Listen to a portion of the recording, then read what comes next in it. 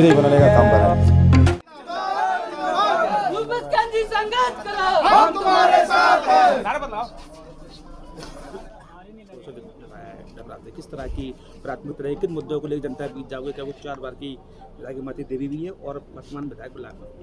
देखिए, मैं मुद्दे की बात करता हूँ तो मुद्दे में तो यही बोलूँगा आपसे कि पहले भी आपके माध्यम से, कई चैनलों के माध्यम से आप लोगों से तो बोला भी है आप लोगों से कि भाई डबरा में ही नहीं प्रत्येक विधानसभा में समस्या है। हर मुद्दे ऐसे हैं कि मुद्दे के ऐसा कोई नहीं है कि मुद्दा ना हो।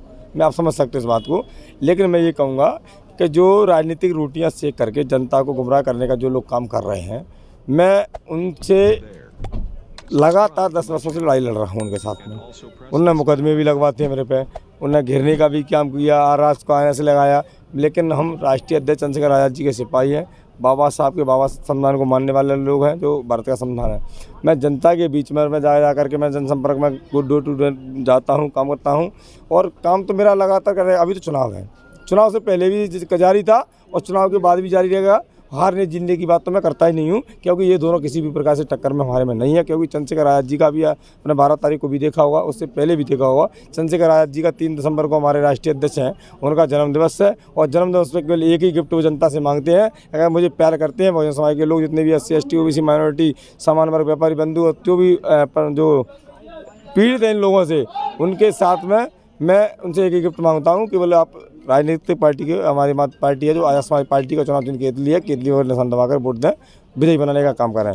तो मुझे विश्वास है, मैं भी मेरा काम से प्रभावित होकर के जनता पर मुझे विश्वास है। और मेरी डबरा की जनता बहुत अच्छी जनता, बहुत शुभशील जनता, जिसको लोगों ने गुमराह किया है, जो गुमराह में चली गई थी। लेकिन इस बार गुमराह में मैं जाने नहीं दूंगा, क्योंकि अब उनका भाई, उनका बेटा उनके बीच में उतर चुका है। राजीव जी, इमारती देवी तो लगातार डबरा को ग्वालियर जिला बनाने की मांग कर रहे हैं, बनाया किसी ने नहीं, क्या कहना चाहते हैं? मैं क्या कह रहा हूँ, मैं चुनाव जीतने के बाद जब विधानसभा पहली बार जाऊँगा तो लौट के डबरा जब आऊँगा, जब तक डबरा नहीं आऊँगा लौट करके, जब तक डबरा को जिला नहीं बना देता हूँ। डबरा का तो विकास, देखिए, विकास के मामले में डबरा में सबसे पहली समस्या हमारे क्या है कि सिंचाई की समस्या है। लोगों के लिए नहरों के पानी नहीं आ पाते हैं, किसान बंधु हमारे परेशान हैं।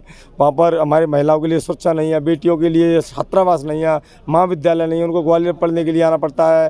कई मंचले ऐसे हैं, कोचिंग सेंटर परेशान करते हैं, लेकिन आगे प्रशासन व्यवस्था फेल है। सबसे पहले सब महिलाओं को सुरक्षा और युवाओं को रोजगार और हमारी जो सड़क, पानी, बिजली की जो समस्या है, हम सारी समस्याओं को हल करने के लिए लगातार मेहनत करूँगा और उनको पूर्ण रूप से लागू कराने का काम करूँगा। विधानसभा की अपनी मतदाताओं के, जनताओं का सूचना क्या संदेश देना चाहते हैं आप? मैं मध्य प्रदेश की जनता को ही देना चाहता हूँ, डबरा की तो है ही, लेकिन डबरा की तो मेरे भोले वाली जनता है। उनको मैं कहना चाहता हूँ कि आप अपने क्षेत्र का नेता और विधायक जिसको चुनना चाहते हो, वो मुखिया आप चुनना चाहते हो, तो आप उनको चुनो। जैसे कि जो आपके बीच में लगातार कई वर्षों से आपके साथ में खड़ा हो, पैदल चल रहा हो, साइकिल से चल रहा हो, बाइक से चल रहा हो, ट्रेन से चल रहा हो, बस से चल रहा हो, ना कि बड़ी बड़ी रेंज रोवर, फॉर्च्यूनर गाड़ियों में चलने वाले, AC की कमरों में बैठने वालों को आप वोट ना देते हुए अपने घर के बेटे को वोट दे दें, तो आपका बेटा आपको कभी भी पकड़ के उसको बैठाल के आप उनकी समस्या का सॉल्व करवा सकते हो। तो कोई चुनौती मानते नहीं हो? क्या लगता है इमारती देवी? कोई चुनौती नहीं है। मैं कैसे मानना चुनौती? ये पैसों के बलबूते पर चुनाव लड़ने वाले लोग, अब जनता पैसों के लालच में, मुँह लालच में किसी भी तरह से आने वाली नहीं है।